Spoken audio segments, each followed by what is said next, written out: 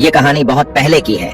किसी नगर में एक व्यक्ति रहा करता था जिसका इस संसार से मन भर चुका था, जो इस संसार की मोह माया को त्याग देना चाहता था। उसने एक दिन यह फैसला किया कि वह इस संसार की हर एक मोह माया को त्याग देगा। उसने अपना मन बना लिया था। उस व्यक्ति ने सन्यासियों का जीवन देखा था और उसने अब यह तय कर लिया था कि वह अब एक सन्यासी बनेगा। वह तुरंत अपने घर से निकलकर पास में रह रहे एक बौद्ध भिक्षुक के पास जाता है और उनसे कहता है कि मुझे एक सन्यासी जीवन जीना है। मैं इस संसार की मोह माया को त्याग देना चाहता हूँ। इस पर वह बौद्ध भिक्षु उस सन्यासी से कहते हैं कि क्या तुम सच में सन्यासी का जीवन जीना चाहते हो?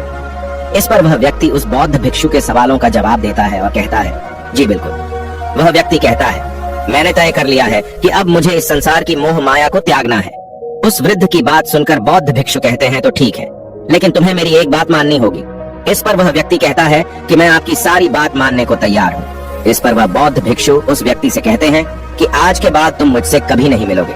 जब मुझे जरूरत होगी तब तुम्हें खुद ही बुला लूंगा। हमारे आश्रम में 1000 सन्यासी रहते हैं। तुम्हें उन्हीं की तरह रहना है और उन्हीं की तरह खाना है, उन्हीं की तरह वस्त्र पहनना होगा और ठीक वैसा ही जीवन जीना होगा जैसे कि वे सब जी रहे हैं। इस पर वह व्यक्ति कहता है कि ठीक है गुरुवर, मैं तैयार हूँ। इतना कहकर वह व्यक्ति उस बौद्ध भिक्षु को प्रणाम करता है और वहाँ से आश्रम की ओर चला जाता है।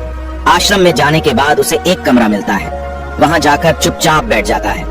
आश्रम में रहने वाले सभी लोग उसे चावल कूटने का काम दे देते हैं। वह व्यक्ति उन 1000 सन्यासियों के लिए हर रोज चावल कूटने का काम करने लगा।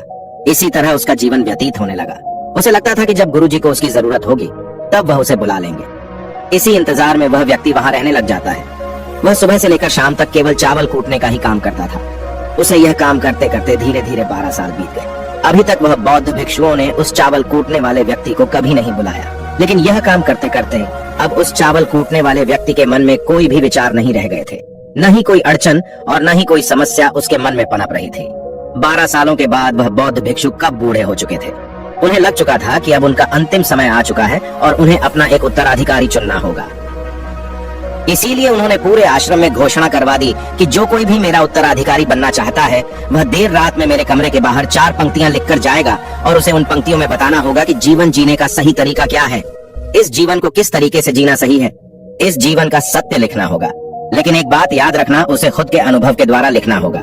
किताब में कही हुई बातों को नहीं लिखना होगा या कहीं से नकल मारकर नहीं लिखना है। जो भी यह बताने में सफल हो जाएगा वही मेरा उत्तराधिकारी होगा। आश्रम में जितने भी लोग रह रहे थे वह सब उस बौद्ध भिक्षु को बहुत मानते थे। कोई भी उन्हें धोखा नहीं देना चाहता था। सभी भिक्षुओं के मन में यह चाहत थी कि वह उनका उत्तराधिकारी बने, लेकिन कोई भी यह काम करना नहीं चाहता था। उन 1000 बौद्ध भिक्षुओं में से एक विद्वान भिक्षुक ने बहुत ही हिम्मत जुटाकर अंधेरी रात में दीवार के बाहर लिख दिया कि मन एक दर्पण की तरह है, उसमें धूल जम जाती है। उस धूल को साफ कर दो तो सत्य अनुभव में आ जाता है और सत्य मिल जाता है। ये 4 पंक्तियां उस शिष्य ने बड़ी हिम्मत जुटाकर अपने गुरुवर के कमरे के बाहर लिख दिया।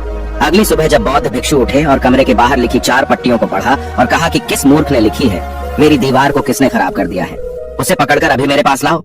जब आश्रम में सभी लोगों ने पता किया तो पता लगा कि वह विद्वान शिष्य उन पंक्तियों को लिखने के बाद रात्रि में ही उस आश्रम को छोड़ दिया था, क्योंकि यह विचार उसके अपने नहीं थे। और विद्वान शिष्य ने जाते जाते अपने कुछ मित्रों से कह दिया था, सुबह अगर गुरुवर को मेरी कुछ 4 पंक्तियां पसंद आई तो वह लोग मुझे बता देंगे, और अगर इन 4 पंक्तियों को पढ़ने के बाद गुरुवर गुस्सा हो जाए तो तुम सब मेरा पता उन्हें कभी भी मत बताना। आश्रम के सभी लोग चिंता में पड़ गए कि कितनी अच्छी पंक्तियां तो लिखी हैं उसमें, फिर भी गुरुवर नाराज क्यों हो गए।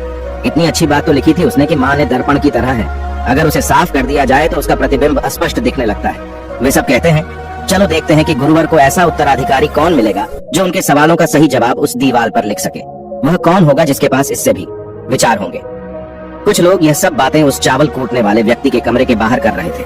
वह चावल कूटने वाला व्यक्ति पूरी बातें सुन लेता है और जोर जोर से हंसने लग जाता है। लोग उससे पूछते हैं, इसमें हंसने वाली बात क्या है, तुम्हें इसमें क्या गलत लगता है। वह चावल कूटने वाला व्यक्ति कहता है, गुरुवर सही तो कह रहे हैं कि किस नासमझ ने यह सब लिखा है।